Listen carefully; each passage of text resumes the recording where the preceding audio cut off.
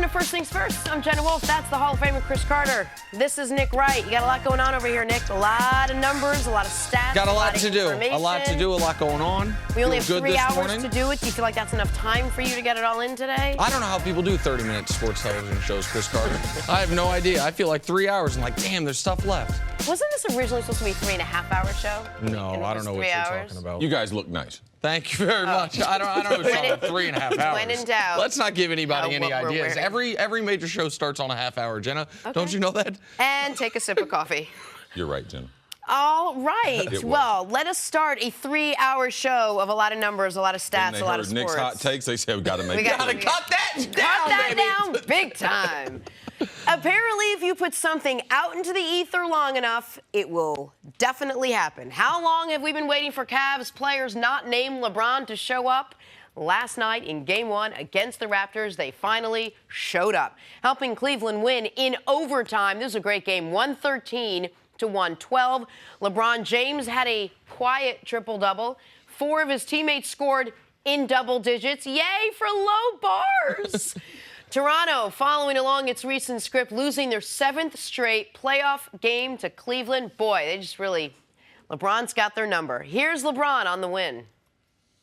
We knew we were going to get their best shot today. You know, they knew we didn't have much rest. They knew we didn't have much preparation. You know, they kind of been waiting around for us, and you know, we just wanted to come in with the best game plan that we could in a short time. You know, execute offensively. You know, shots weren't going in. Like I said, for me personally, I was, you know, at probably one of my worst games of the season, and just try to make things happen, you know, at the right time. We had many opportunities to close this game out. You know, like you said, we couldn't buy a bucket. You know, we got some great looks. We had a lot of shots point blank at the rim that were in and out.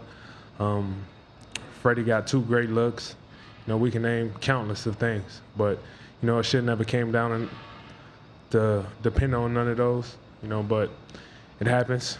Now we understand what we gotta do next game. So this was one of those games where did the Cavs win or did the Raptors lose? And I think you can make a fair point for either one of them. How should both of these teams, CC, feel after last night's game? You can absolutely. But from a feeling standpoint, Toronto, they have to feel horrible.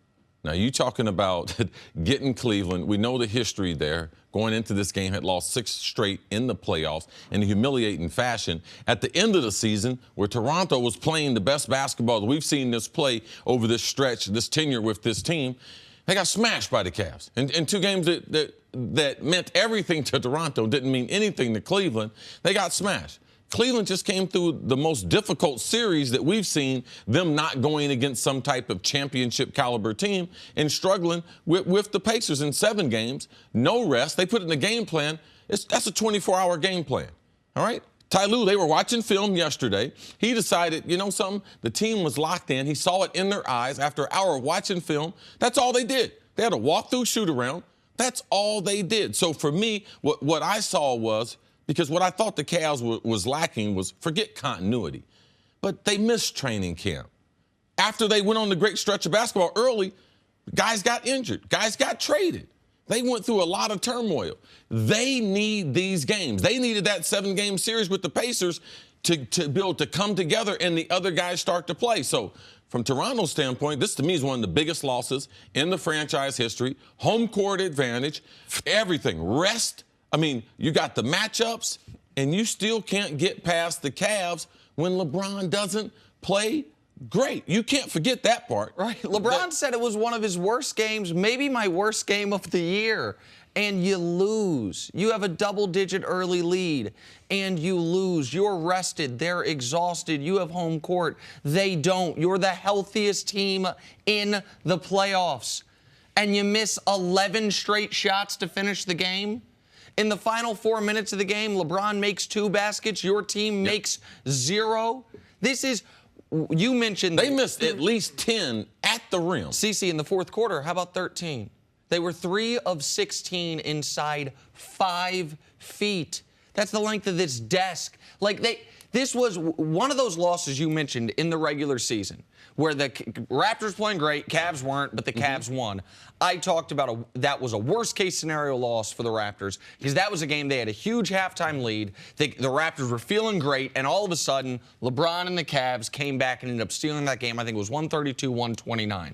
Well, this is another worst-case scenario loss for Toronto. Yeah, the only way it could really be worse for them, Nick, is if one of their star players had gotten hurt.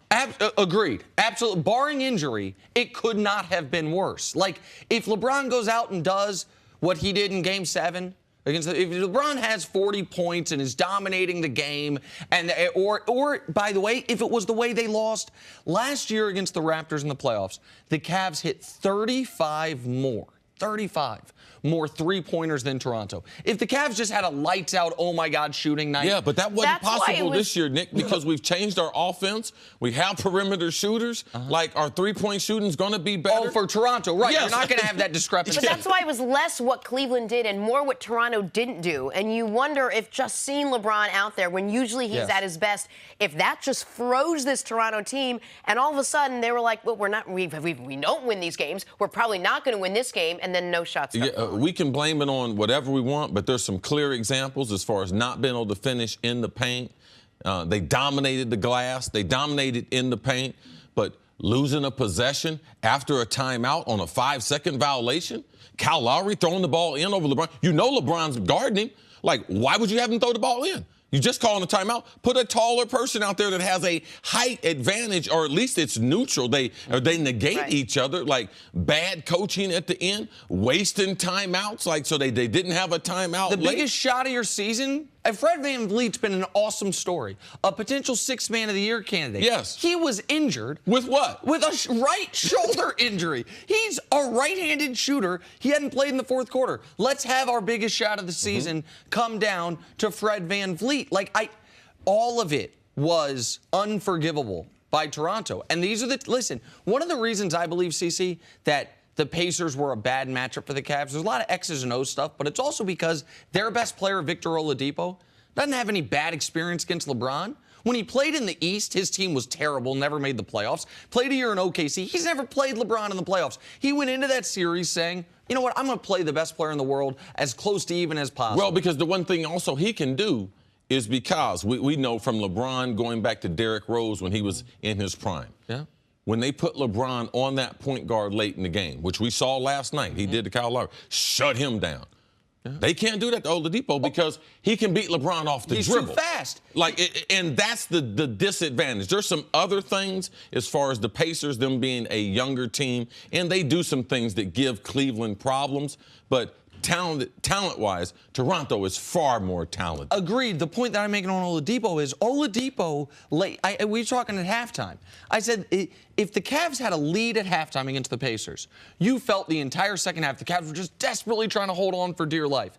They were down 3 at half against the Raptors. LeBron walking off the court, shaking his head, yes, feeling confident. There was no mental block from Oladipo. Yeah. I've never beat this guy. How do I beat this guy? I think also that exists with Toronto. That initial burst that you know you're going to get being there in Toronto, that energy, how well the team played early. They were down 14 to be able to get it back at 3. Yes, you could see that. Good. We were talking on the phone there. You were like, yeah, but even if the end, I could see what you're saying now because of the history. Man, and the history, even that the Cavs, these younger Cavs player, because what LeBron did in the last month of the season against the Raptors. Not to mention the fact the Cavs never led during regulation. Yes. To win a game or to beat Toronto and to lose a game where your opponent never led during regulation is something else. How deflating is this for them moving forward? How much more of an advantage do the Cavs have looking ahead now? Listen, I thought the Cavs had a distinct advantage over Toronto going into it because of the matchups, because of the history, because the Raptors don't have anyone you can even throw at LeBron. But the only way the Raptors had a shot in this series to me was if the games, the 50-50 games, they got to win them. And this wasn't a 50-50 game. This was a 75-25 Raptors game. Yeah. And they lost it. You mentioned, this is only the second time in 20 years a team has lost a playoff game without ever trailing in regulation. It doesn't happen. And the Raptors got to sit on that and deal with that tonight, headed into tomorrow. The only thing that keeps me from being overly optimistic is I've seen the Cavs. I'm still concerned about their support or lack of support of LeBron. Now, he got that last night, but Kevin Love didn't score. I mean, in a game that we need him, doesn't get in double figures. So I'm like, okay, now the game number 2 is vitally important. We understand that. But I know if they get it to 1-1, I know Toronto can beat them one game in Cleveland because this is Cleveland team. They're still a Jekyll and Hyde. LeBron will pick up his play, though. That's what they really should be concerned about game 2 and moving forward. And on a night where LeBron called it arguably the worst game of his career between the season. Yeah, a little drama in that. A little drama in that, He Jenna. accounted for 59 points last night. I hope he just plays like a medium game next time for game 2. We'll talk much more about this, and you mentioned Kevin Love. We will talk about his role moving forward. But coming up, are the Golden State Warriors unstoppable now that Steph Curry is back? We're going to talk Warriors in a second, but first, LeBron catching the alley-oop from Jeff Green's inbounds pass. Boom. The only way you saw this live is if you were in the arena. Yes. We were in some highlight or some graphics package when this play happened. Definitely not going to win an Emmy for that telecast part of it. No, LeBron made a great read. Him and Jeff Green make eye contact with each other. He goes back door and out of bounds and finishes it on top of his head. Ooh, DeMar DeRozan hits the tough reverse layup, 2 of his 22 on the night. DeRozan was good, not great. Which is one of the problems the Raptors had last night. I felt like he could have. I feel like he should have been more aggressive. I feel like when Lowry's only going to take 12 shots, DeRozan had the opportunity to take more than the 20 he took. Oh, Pelicans Warriors Anthony Davis with the yam. And Nick, he didn't have to jump 20 feet to catch this pass for once. Because Rondo's the one passing. Perfect pass. Rondo throws you the perfect pass. It's the Solomon Hill, each one more alley-oops that make me, oh no, what's happening? Over 2 Warriors. Clay's up under him. Draymond coming from the backside. This is, quietly, this is a nice, spectacular play. Oh, absolutely. And, Draymond played AD great last night. Hey, welcome back, Steph Curry. Saves the ball from a backcourt violation and then, splashes the 3. How many feet is that?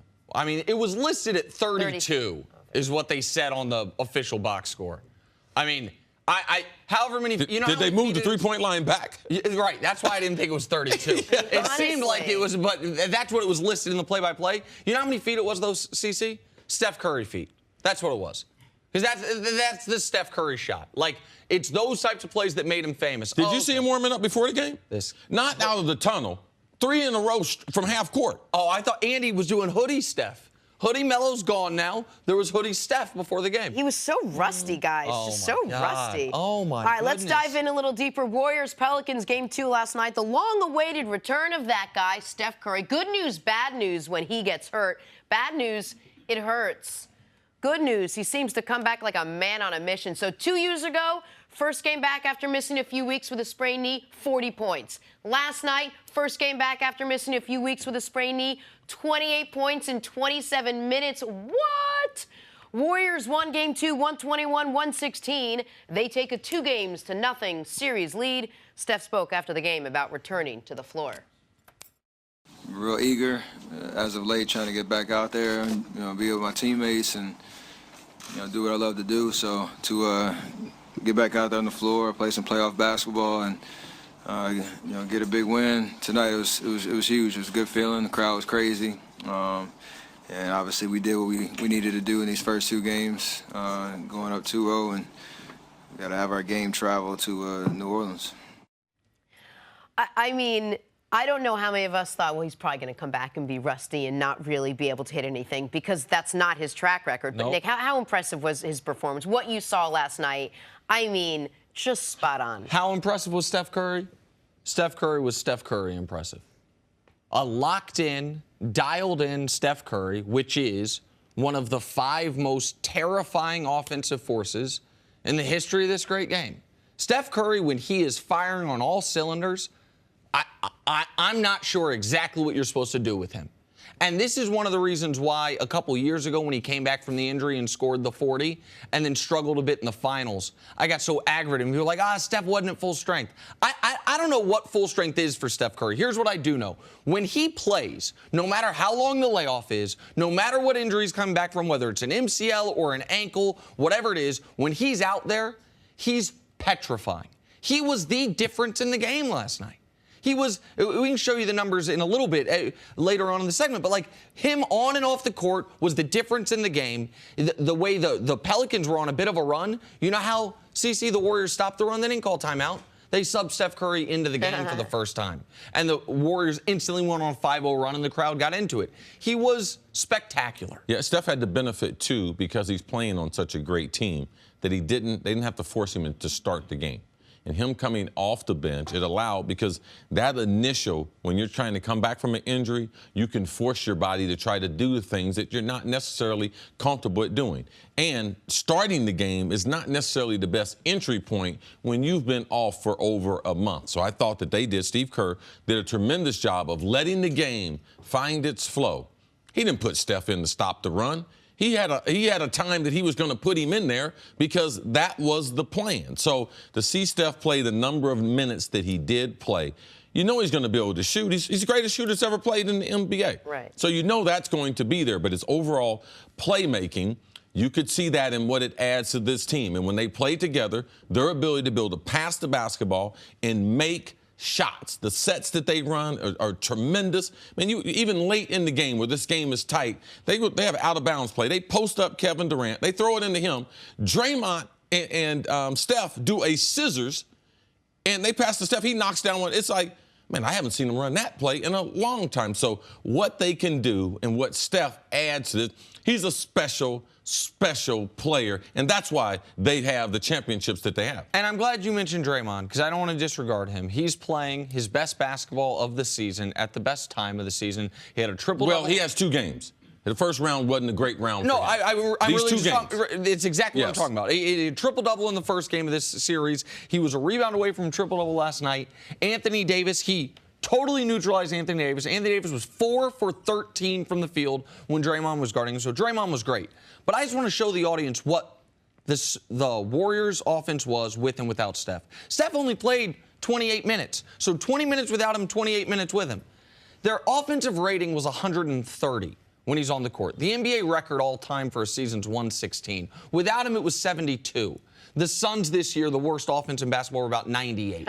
So they're way above the all-time record with them on the court, way below the worst team in the league with them off the court. Shoot 43% from 3 versus 17% from 3. By the way, it's not they shot 17 threes without him on the court. They just couldn't make them. They were 2 different teams last night with and without him. You made an interesting point while we were watching Kevin Durant and Steph Curry in the press conference, and you said, look how much pressure that takes off Kevin Durant. Not that KD goes into a game feeling the pressure and can't perform because of it, because he has been the one to carry the team.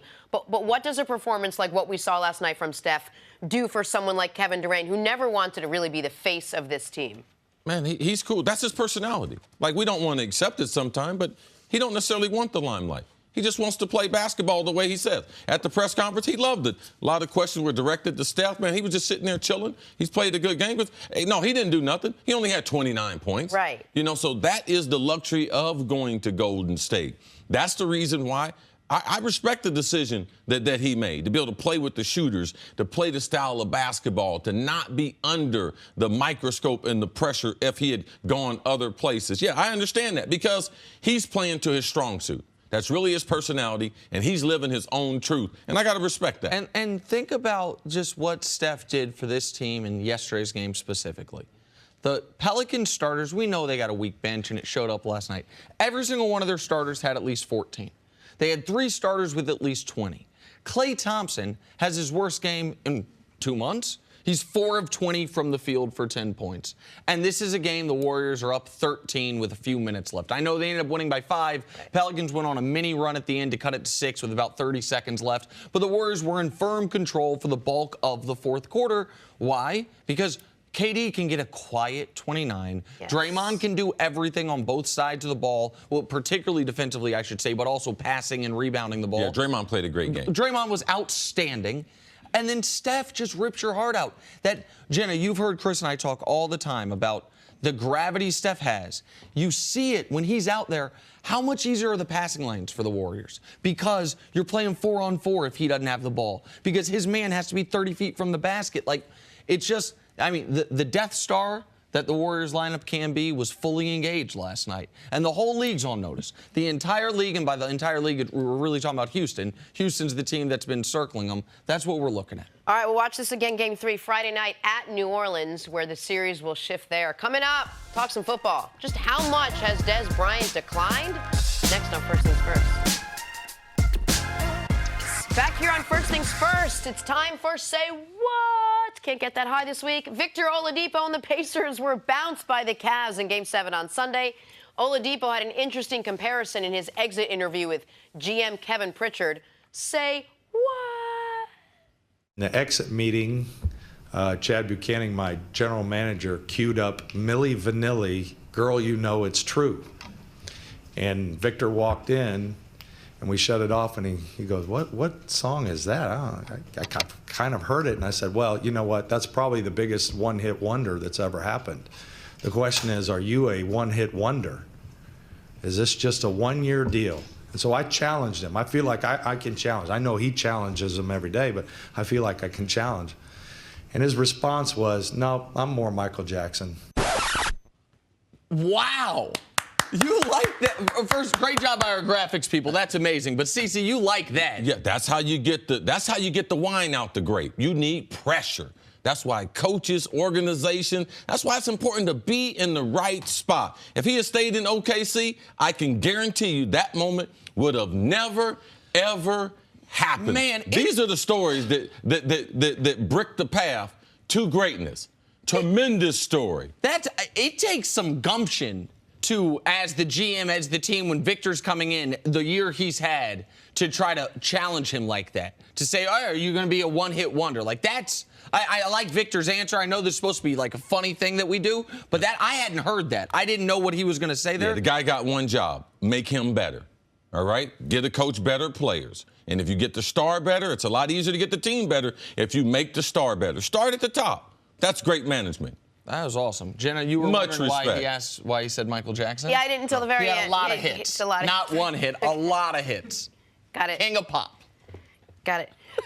Moving on, the fact that I needed that explained to me is so disturbing. Yeah. Moving on to some stories to start your morning quickly. Cavs beat the Raptors 113-112 in overtime last night to take Game 1. LeBron had his 21st career playoff triple-double, finishing with 26, 11, and 13. But the Kings said it was, quote, one of my worst games of the season. Nick, how did LeBron look last night? LeBron's in such an odd place. He has a triple-double. He hits the game-tying, very difficult fall-away jump shot. He outscores the Raptors by himself in the final 4 minutes. And I thought it was a C-minus game. I agree with him. I didn't think he played well. He didn't shoot well. He didn't get to the rim at will. And his free throws were as bad as they've been all year. And they called him for a lane violation on one. So I understand what he's saying, see? Well, he was more of the leader in this game. Like, he didn't play. I didn't like the three-point selection, especially in the fourth quarter. I think he took 5 three-pointers in the fourth quarter. That was a bad choice. It was an easy way out. But LeBron was tired, man. Yeah. Man, he was burnt. And being the ball handler, the primary ball handler for this offense, LeBron still played a great game.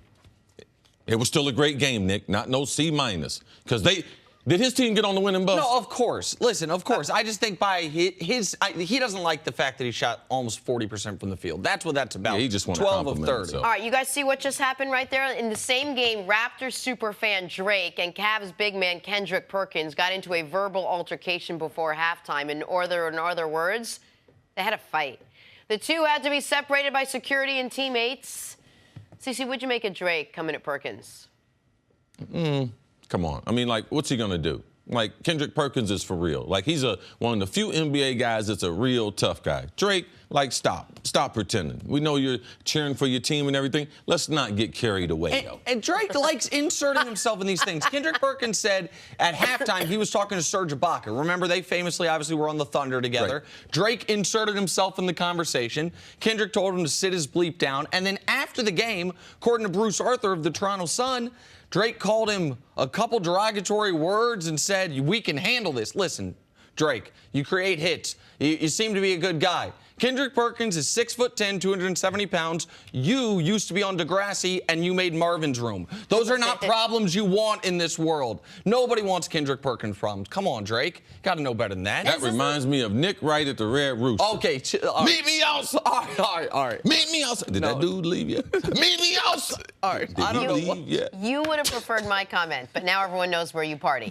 All right, finally, The spots. it looks like the Paul George experiment in OKC is over. Reports are that PG-13 will take his talents elsewhere this offseason after the Thunder failed to advance past the first round. Nick, where's the best fit for Paul George this offseason? The place people have pegged him to for the last few years, Los Angeles. L.A. Along with another superstar. Maybe another 2 superstars if they can make it work. Like, I think it's where he wants to go.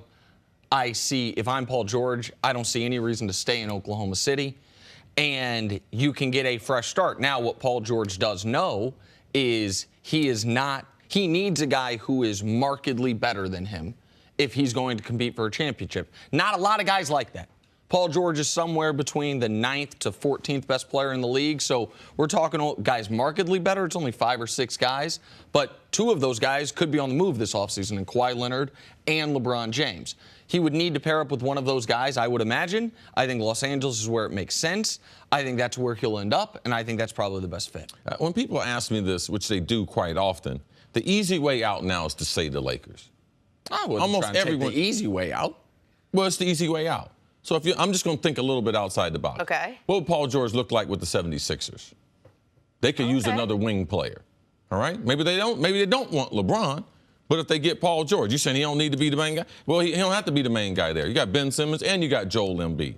But I think Philadelphia, especially given what Boston is going to have next year, like if they want to take control of the East, if they want to really be about some championships, man, look into Paul George. Yeah, look into Paul. It ain't no foregone conclusion because you're talking about the scenario, what's the best fit for Paul George? Well, there's no one in L.A. There's people in Philadelphia, and he's a better fit right now for what Philly has compared to the fantasy basketball we'd have to play to get him on the Lakers. The Sixers in the East are becoming the Lakers of the West. Where are we going to go in the East? Send him to Philadelphia. Where could LeBron go? Philadelphia. Well, here's the thing. I agree that Philadelphia is an excellent basketball fit. Like, I think that they need a guy such as Paul George. Obviously, they value three-point shooting. He's a good three-point shooter. They were one of the 3 best defenses in basketball this year. Adding Paul George, another long, excellent wing defender, would take that up another notch. But I don't think talking about the Lakers is fantasy basketball at all. They have No. Well, I mean, you just have to put a lot of other pieces that we don't know. If you putting Paul George on the Lakers right now, how attractive are they? We saw him playing with Westbrook. Right. No, you need another star along with it. Now, the Lakers have done 1 or 2. Well, yeah, depending on who the one is. Like, if it's because Paul and Russ, obviously, and Russ's star wasn't enough. What the Lakers were able to do, though, this year, via that trade with the Cavs, oddly enough, is make it so they will be free and clear to sign 2 max free agents, not just 1. With the roster they have now, they can sign 2. And that's obvious. Listen, that's been Magic Johnson's plan for quite some time. But I understand from a basketball perspective, Paul George is a great fit in Philadelphia. Quickly, give me a name that you'd love to see play with Paul George on the Lakers. I'd love to see Kawhi with them. Oh, that's a good one. It'd be tough to score on that team. 2 of the best perimeter defending forwards in the league. Right, and I think that's on the board as well. We'll hear what Kawhi has to say. Oh, no, we don't. Kawhi doesn't talk. Our Des Bryant watch continues this morning. You have to make up your mind, Jenna. What, do you want them to talk or you want them to be quiet? Which one? Guess what? You're in a lot of different corners. Walking, talking contradiction, baby, and I'm embracing it fully. Hey, want that dude to talk. Hey, want that dude to shut up. That's right. Hey, I want him to talk. Same with me. Our Des Bryant watch continues this morning. It is May 2nd, and Des remains unsigned. Many are curious why the 3-time Pro Bowler has not been picked up yet by any team. Among other reasons, he hasn't had a 1,000-yard season since 2014. That's like so many years ago. Also, his personality has rubbed some the wrong way. Also, the Cowboys' chief of scouting, Will McClay, looked at the tape and said, Des struggles with, quote, the inability to win one-on-one, to win down the field. All right, CC, let me start first with, in football terms, what exactly is Will saying there? What does he mean by what Des can't do down the field? Well, typically, Des Bryant, he's an X receiver. The X receiver is typically going to play to the boundary.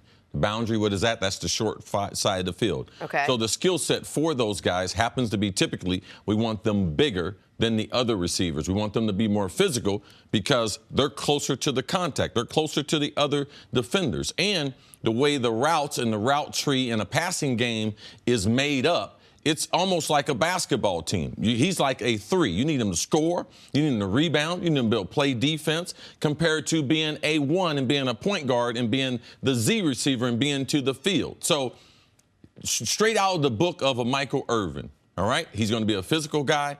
But because they have Ezekiel and they have that tremendous offensive line, they face an 8-man box. It's easy math. Football's about math. Who can cause the double team? Ezekiel can do that. He makes them put the extra guy in the box.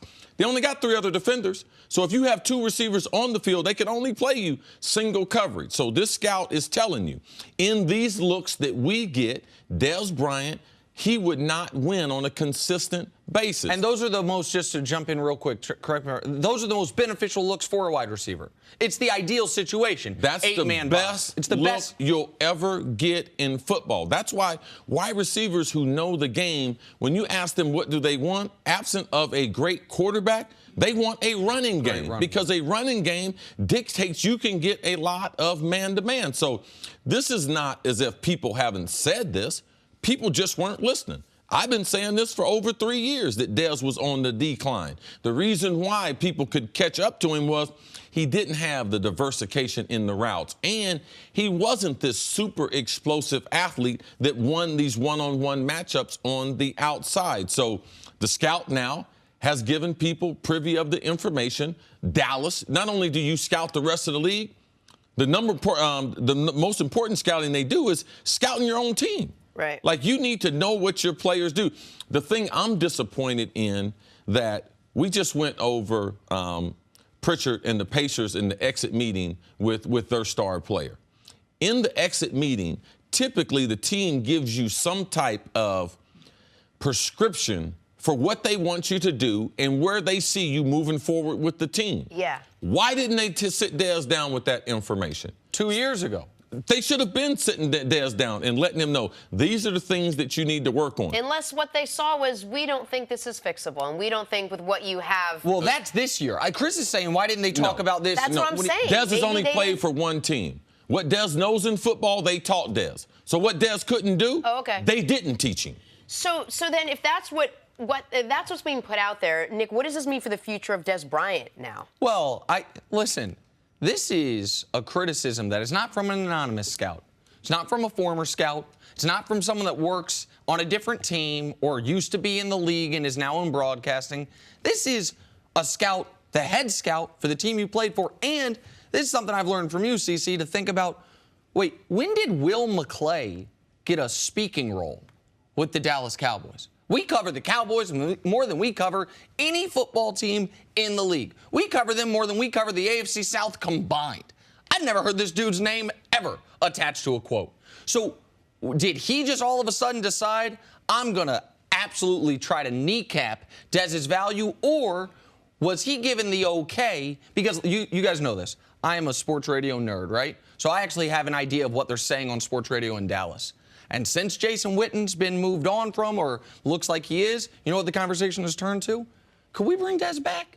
Was the real issue between Witten and Des, like, would he take less money? So, see, like, do you think I'm drawing on things here? Or, like, who gives Will McClay the authority to say these things on the record? Only thing I've heard from Dallas in covering the Dallas Cowboys, their players, Bruce Dalrymple, their media relations, a senior VP, does a tremendous job. So he makes sure he corrals them, that they don't say things that would end up on television shows like this.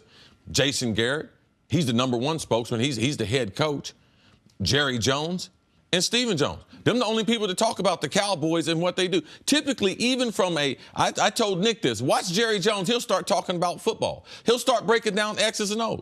But where's the scout? When does the scout get involved in this? So now Dez is gone, and they're getting heat in Dallas. And Dez has been one of the greatest players for the Cowboys. So let's send my man out there to send this message to justify why we got rid of Dez. So let's put the information out there. But the thing that people shouldn't be, this shouldn't be new information. The NFL films and the breakdown in the coaches tape, so many people are watching this. Thousands of people are watching this. So this is not foreign. If you know football and you watch football, these are things people have been saying about Dez Bryant for the last 3 years. Yeah, but all the other teams have access to this? Because the Ravens were happy to offer him a long-term contract. And well, there are no perfect players, Jenna. There's plenty of players out there that have some type of deficiency. Sure. You know what you do? You put things around them. You also coach them up. But players aren't perfect. Organizations aren't looking for perfect players. And that information didn't inform teams. Teams are up on Buffalo. What did the general manager say? We watched the tape. and then we're done with it. So, like what you said, does this go ahead and kneecap him for future teams? Does this affect him in any way? No, he's still going to get a job. No, because people will need wide receivers. Dez can still play football. Like, let's not. There's no perfect players. And when I kneecap's probably too strong of a word. I wasn't saying he won't get a job. I'm saying this is another mark against him from something that matters. Before we move on, I want to ask you one question on this. You mentioned 8 years in Dallas. We knew the type of player Dez was coming out of Oklahoma State. The Cowboys did, I think, a really good job helping Dez off the field. Dez and his lack of evolution on the field. How much of the blame on that is on the player? How much of that, in your eyes, is on the coaching staff and the organization for not, to use one of your favorite terms, getting all the juice out of the berry? Ultimately, in this business, broadcasting, and in that business as a professional, you are responsible for your own development. You cannot depend on a broadcast network. You cannot depend on a coach, a general manager. You can't do like Oladipo, expect your general manager to do that. That is not that. That's what he should do, but you can't expect that. And if you don't have it, you have to go out and seek. There are too many coaches. There's too much information out there that allows players to be able to get better. There's too many resources that even absent of a strong organization or a strong coaching staff, you're responsible. Dez is ultimately responsible for his own development. But quickly, if you're saying that there are certain things he's not doing, X, Y, and Z, and the team put that out there. Isn't that on the team to have taught them that, if that's the only place he's ever really grown up and learned? Sometimes when you're a teacher and sometimes Johnny can't read, sometimes it's the teacher's fault, but a lot of times it might be Johnny's fault. Got it. All right, we'll take a break. Coming up, can Big Ben really play for 5 more years? Oh, he thinks so, if he doesn't say he's going to retire first. That's next on First Things First. Welcome back to First Things First. We're now joined by former head coach Eric Mangini, who was just going through the list of things he's going to do while he's here in New York, since it's going to be 90 degrees today and nobody's complaining about it. It's a gorgeous day in New York City. Your top 3 today, quick. Central Park. Central Park. Yep. That's it. I think I'm just going to spend the day in the park and relax. Tap out at Central Park. I like it. A lot to do in Central Park. There are a lot big park. to do. Do fishing. It is go to a big zoo. Park. Nice little hot dog. You can do a little workout with me. It is a big That was a nice bridge. When Fox hires y'all's replacements. It is a big when Fox hires y'all's replacements. If Fox hired my replacement, not knowing when I was going to retire, and made her follow me around all day and made her mentor me, not sure how I'd feel. Well, the Steelers did the same thing, right? They drafted Ben Roethlisberger's possible replacement in Mason Rudolph. He's going to follow Ben Roethlisberger around, and Big Ben will probably be expected to do some mentoring. Ben, however, is on a different page. He said this: well, that's fine. He can take over someday, but I plan on playing for 3 to 5 more years, depending on how the line goes and staying healthy, if I can stay healthy. If he's going to be their guy, that's great, but in my perfect world, it's not going to be for a while.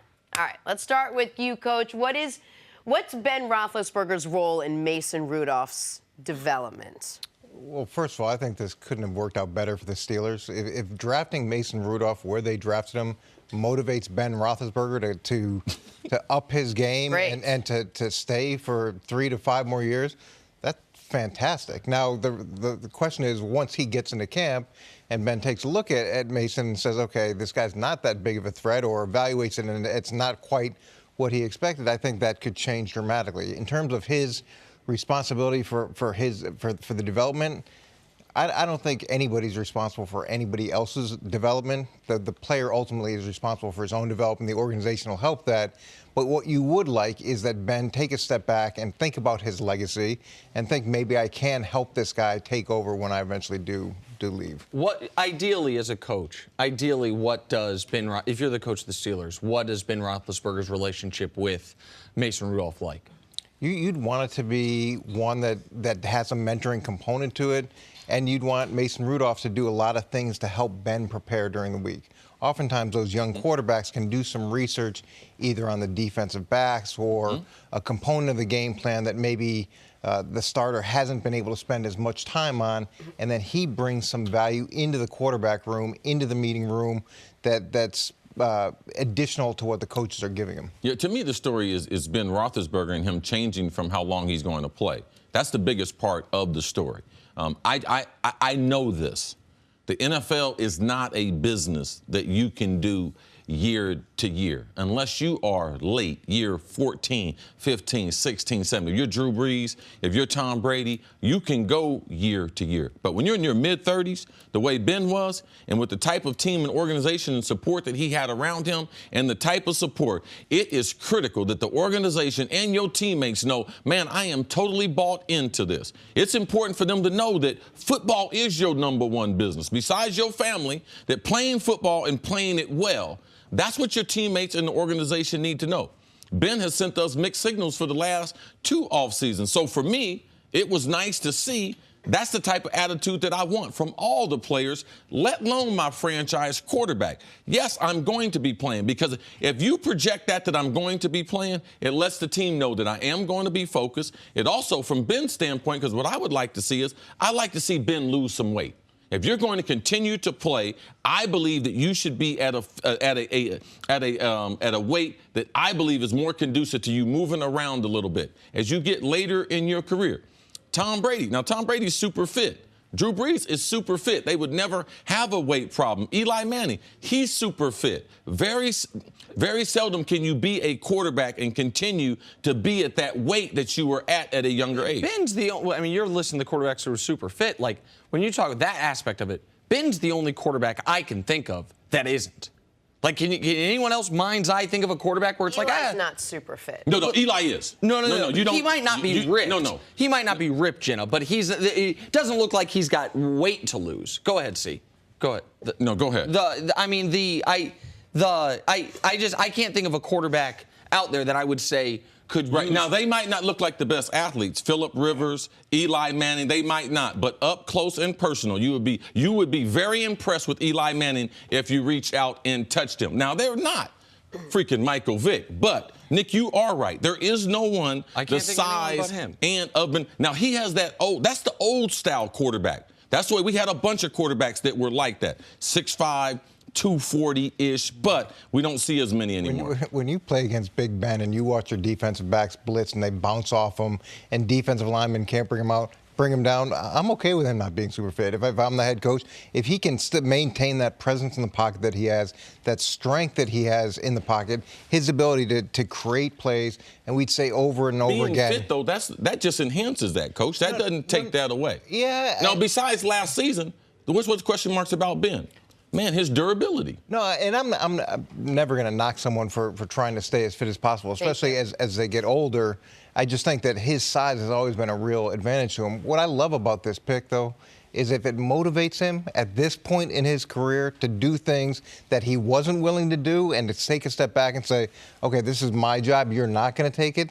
That, to me, is a great thing. He's also in a good position in that his offensive line is all under contract. Juju Smith-Schuster, Le'Veon Bell, Antonio Brown. He's got all his weapons intact. All he's got to do is worry about coming in and playing football and not who he's going to throw to, who he's going to hand the ball to, and who's going to protect him. Well, there's one name you mentioned there that if we're going to tease this out further, that I think there might be some ripple effect on, and that is L. Bell.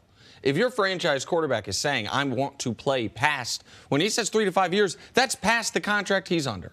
We already know AB's under a long-term contract that pays him at the top of the market. If and when Ben gets a new contract, we know how these quarterback contracts work. If you're a franchise quarterback, you all of a sudden become the highest paid or certainly top 2 in the league.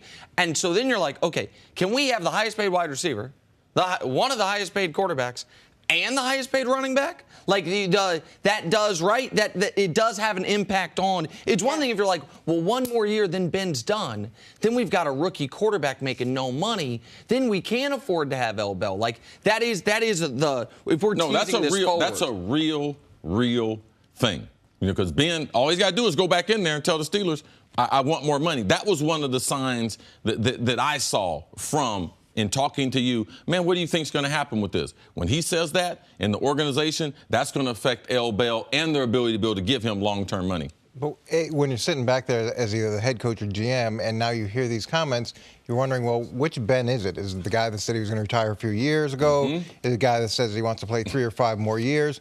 We're going to have to go down a little bit of this road and see who shows up at training camp. During the season said, maybe I'm washed up.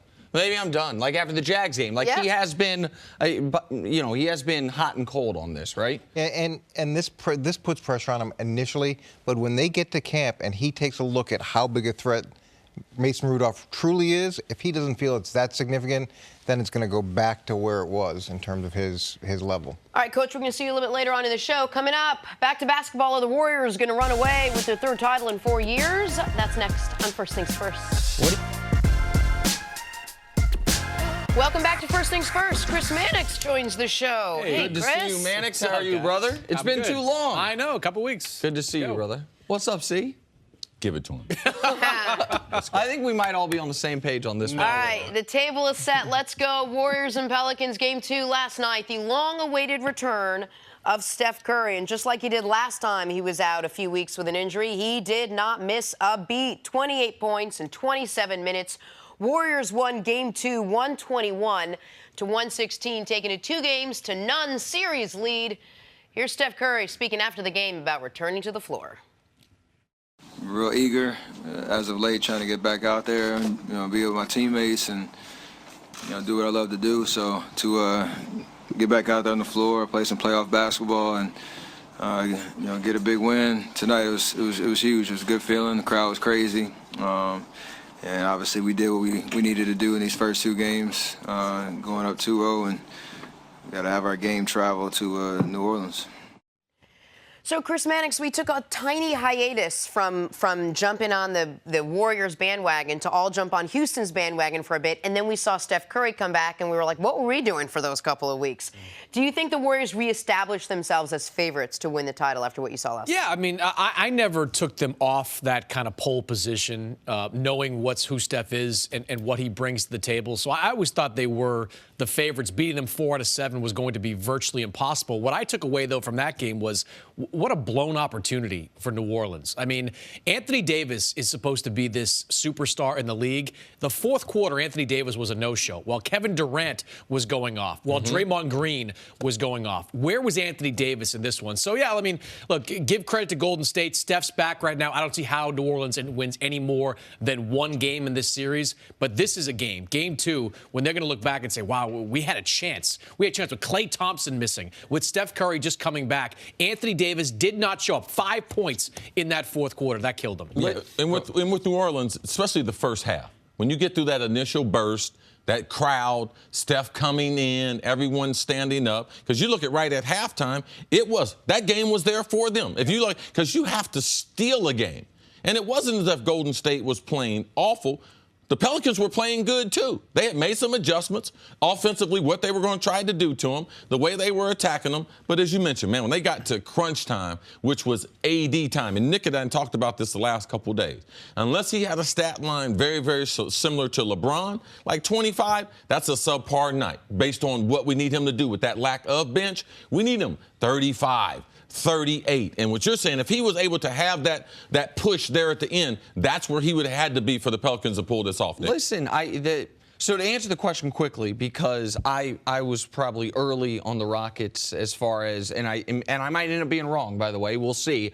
I'm not ready to say the Warriors, okay, clearly they're the favorites now. The Rockets have home court. The Rockets are as healthy as they've been all year. The Rockets are also looking wildly impressive in this postseason, just like Golden State is. So I don't want to be too reactionary to that. I would still, in the Western Conference Finals, pick the Rockets by this much. So I still do feel that way. But about your point about last night's game, you're totally right. Like, Anthony Davis, I understand Draymond Green is Defensive Player of the Year, defending, and arguably should have been for the last 3 years. But that's because he can guard 5 positions. It's because of what he allows you to do switching. It shouldn't be because he can shut down the best big man in the NBA. Anthony Davis, when guarded by Draymond Green, was 4 of 13. When guarded by everyone else, Anthony Davis was 8 of 11. And in the fourth quarter, you're right. Like, I said yesterday on the show, and I think we all agreed, that the only way the Pelicans had a shot to win this series is if they left Golden State one apiece. Because I know Charles Barkley and everyone says, a series doesn't start till the road team wins a game. Well, guess what? You're skeptical if someone can beat Golden State 4 out of 7. Nobody can beat them 4 out of 5. Yeah. Like, not happening. And that's now the position the Pelicans are in. This game was 86-85.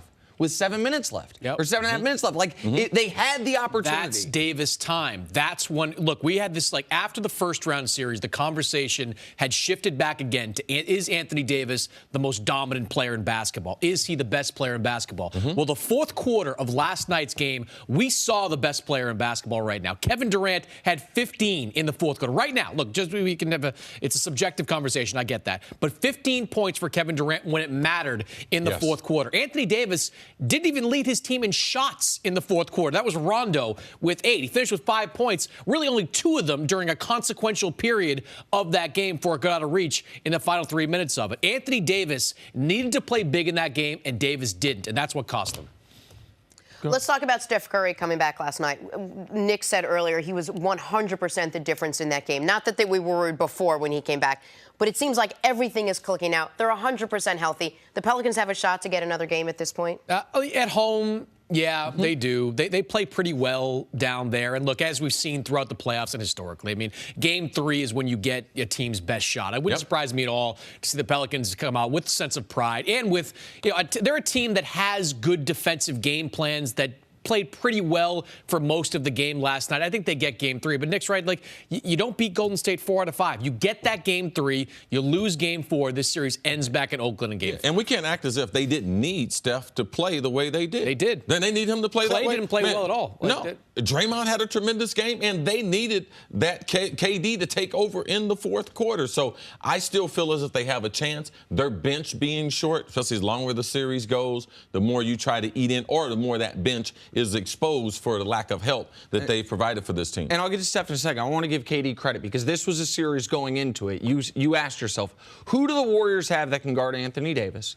And then you asked yourself, who do the Pelicans have that can even kind of guard Kevin Durant? That was a bigger question for me. Right. I knew they'd have to stick Holiday on him, and that was always a mismatch. The height difference. Holiday's an outstanding defender, but he's 7 inches shorter. And it's how KD plays. Right. Because KD can bring the ball up, he can cross you over, shoot the 3, but also he can get the ball on the elbow, face the bucket, and he's great at just shooting right over top of you. So, and I'm going to let you slide on, I assume something happened in your brain for a second when you said the best player in basketball. Maybe even the Western Conference, maybe even the series. I'm not sure exactly what you're saying there, but I'll let it go. But as far as Steph Curry goes, just show what it was with and without him last night. And by the way, it's not like he played 38 minutes. Played 28 minutes. The Warriors played 20 minutes without Steph Curry. Their offensive rating with him was 130. Without him, it was 72. They took 17 threes with him on the court. They were 3 of 17. With him off the court, pardon me. They were 43% with him on the court. Like, that was the difference last night. Like, KD was excellent. Draymond was excellent. But if Steph was out for both games of the first 2, like we thought he might be. We thought going into the series, the first 2 games in Golden State, they're not going to have Steph for either one. Then it would be 1-1. It wouldn't have mattered that Anthony Davis only had 25 and 10. And on Davis, like, this is where he's at in the league. It's a compliment to him. It's a compliment that you can have 25 and 10 or 25-15, pardon me, and we can say you need to do more. Because he absolutely needed to do more. He needed to have a game where we're having the discussion, is Anthony Davis the best player in the world? Look, he had an all-NBA superstar first half. And after that, it was largely non-existent. He went into that fourth quarter with 20 points, only had 5 in that period. And one thing I liked about Durant, I mean, you mentioned the mismatch that he had against Drew Holiday. You look at the fourth quarter of that game, they exploited that mismatch. They went to the post. They allowed Durant to shoot over Holiday, whoever they put on him. Where was Anthony Davis in those situations? There's a size advantage that Davis has when he's on Draymond Green. I thought Draymond was in Davis's head in that fourth quarter. I thought he played more physical. I thought he wanted it more. That's the kind of game where if you're Davis, you have to put your team on your back and you have to carry them through some of those stretches. He didn't do it in that game. That's going to cost him the series. I'm Jenna Wolfe, and thank you for listening to the First Things First podcast. Make sure to subscribe and tell your friends, family, and coworkers about the podcast, which, by the way, is available on iTunes and all your favorite podcast apps. You can catch a fresh new episode every Monday through Friday on FS1, starting at 6:30 a.m. Eastern, 3:30 a.m. Pacific. So long, everyone.